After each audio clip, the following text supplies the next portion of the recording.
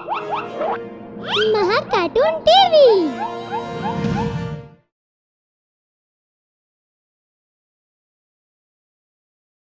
U-turn Part 2। Rahul मेरी मदद करो। राहुल मेरी मदद करो। बचाओ बचाओ।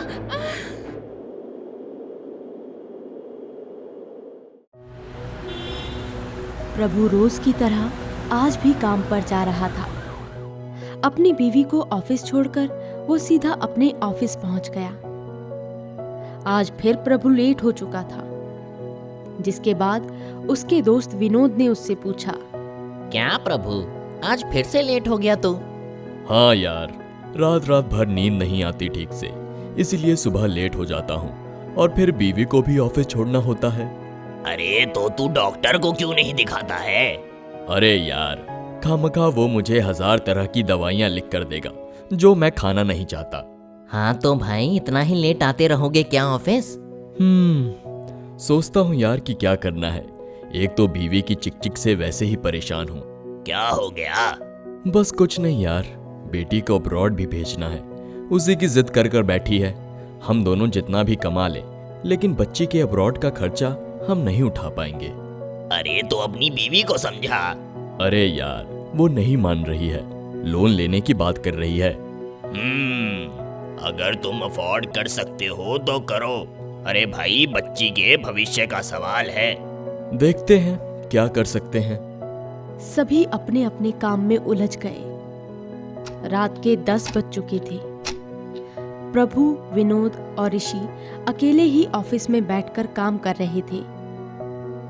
समय पर गौर करते हुए विनोद ने सभी को चलने के लिए कहा, जिस पर प्रभु ने जवाब देते हुए कहा, क्या करना है घर जाकर, कम से कम वहां की चिकचिक से तो बचा हुआ हूँ।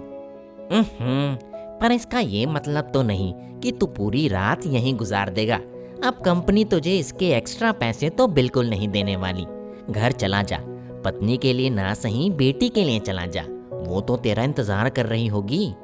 चलो, तुम लोगों को छोड़ते हुए मैं भी घर निकल जाऊंगा। हाँ, ये आइडिया सही है। तकरीबन रात के 11 बजे तीनों गाड़ी में बैठकर निकल गए। बारिश बहुत तेज हो रही थी, बिजली जोरों से कड़क रही थी। इसी बीच विनोद ने कहा, एक काम करते हैं, कहीं बैठकर कुछ खा पी लेते हैं। प्रभु ने अपनी गाड़ी एक ढाबे की तरफ घुमा ली। वहां पहुंचकर तीनों ने जमकर खाया और तकरीबन 1 बजे सभी वहां से निकल गए। कुछ दूर आगे चलने के बाद प्रभु ने कुछ देखा। इतनी रात को ये औरत यहाँ क्या कर रही है? ये तो वही जाने। गाड़ी रोककर मदद के लिए पूछूं? देख ले, क्या पता बैठ जाए। प्रभु ने अपनी गाड़ी उसी लड़की के पास जाकर रोकी और शीशा नीचे करके उससे पूछा, आपको अगर ठीक लगे तो क्या हम आपको छोड़ दें? पहले से ही घबराई हुई सीमा अब और डर गई थी। जी नहीं शुक्रिया, मैं चली जाऊंगी। देखिए, मौसम बहुत खराब है, बारिश फिर से कभी भी हो सकती है। आप डरिए मत, आप जहाँ बोलेंगी हम आपको वहीं छोड़ देंगे। ओके, मुझे आगे मेन रोड तक छोड़ देना, वहां से मैं अपने आप चली जाऊंगी। चलिए बैठ जाइए। सीमा गाड़ी में बैठ ही रही थी कि तभी उसका बड़ा सा बैग गाड़ी से टकराकर खुल गया और जमीन पर जा गिरा। लेकिन उससे निकला हुआ सामान देख ऋषि, प्रभु और विनोद की आंखें चौंधिया गई। बैग से एक एक करके नोटों की गड्डियां निकल रही थी। ये देखकर सीमा और घबरा गई और पैसों से भरे बैग को दोबारा से भरने लगी। वहीं तीनों दोस्तों को अपने सामने के नजारे पर अब भी भरोसा नहीं हो रहा था। पैसों से भरे बैग को देख प्रभु के मन में लालच आ गया। विनोद और ऋषि भी इतने पैसों को देखकर अपने आप को रोक नहीं पा रहे थे। इतने में घबराई हुई सीमा ने कहा, जी देखिए, मैं खुद चली जाऊंगी, आपका शुक्रिया। इतना कहकर सीमा वहां से तेजी से भागने लगी। सर पर चढ़ चुके लालच को तीनों रोक नहीं पाए, जिस पर पहल करते हुए प्रभु ने कहा, क्या तुम भी वही सोच रहे हो जो मैं सोच रहा हूँ?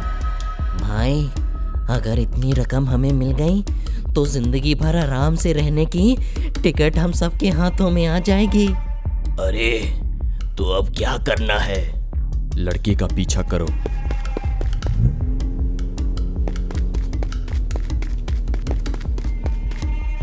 सीमा को चारों तरफ से घेरते हुए ऋषि और प्रभु ने उसे पकड़ लिया। वहीं विनोद ने पैसों से भरे बैग को सीमा से छीन लिया। मैं कहती हूँ ऋषि छोड़ो इसे। और प्रभु सीमा दो को मुझे। जबरदस्ती गाड़ी की तरफ ले जाने लगे। छोड़ो। देखिए, मुझे छोड़ दीजिए। अगर आपको पैसे चाहिए तो आप उन्हें रख लीजिए, लेकिन मुझे छोड़ दीजिए। सीमा के कई बार कहने पर भी किसी ने उसे नहीं छोड़ा, जिसके बाद सीमा को गाड़ी में डालते हुए प्रभु गाड़ी तेजी से चलाने लगा।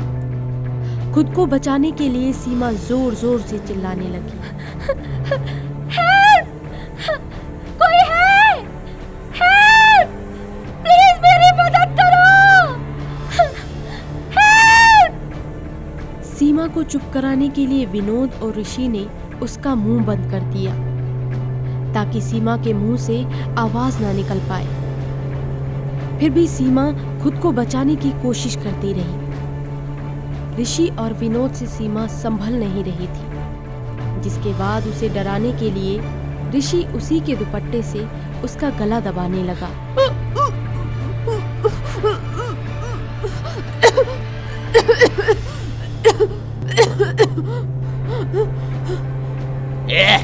चुप हो जा वरना तुझे यही मार दूंगा।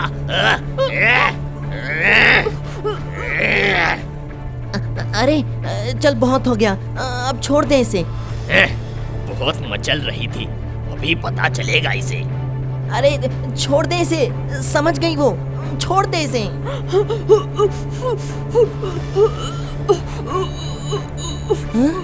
हाँ? ये कुछ बोल क्यों नहीं रही? क्या हुआ? क्या कर दिया तुम दोनों ने? अरे ये तो मर गई। ये सुनकर तीनों के चेहरे की हवाइयां उड़ गईं। हाँ?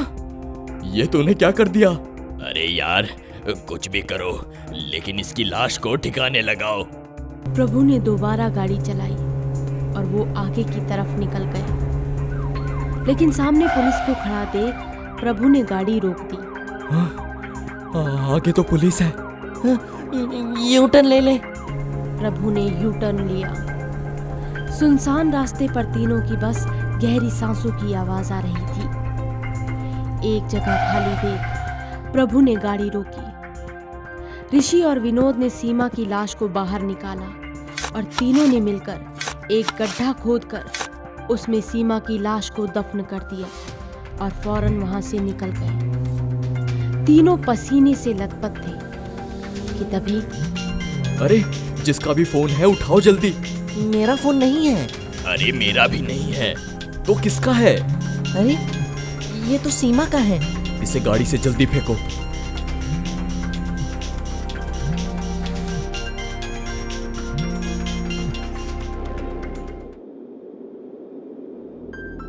हाँ? कौन हो तुम? सीमा,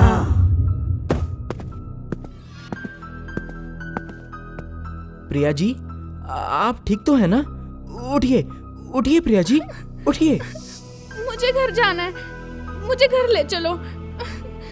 हाँ हाँ चलिए। प्रिया को उठाते हुए राहुल उसे अपनी बाइक के पास ले गया और उसे बैठाकर अपने साथ ले जाने लगा। थोड़ी ही देर में राहुल प्रिया को लेकर उसके घर तक पहुंच गया। बाइक से उतरकर प्रिया ने राहुल को थैंक यू कहा और अंदर जाने लगी। देखो, अभी तो मैं आपको अंदर नहीं ले जा सकती, पर किसी और दिन आपकी खातिरदारी जरूर करूंगी। मुझे कोई जल्दी नहीं है, आप बस अपना ख्याल रखिए, मैं चलता हूँ। राहुल वहां से चला गया। प्रिया अपने घर की ओर बढ़ी और उसने घंटी बजाई। पापा,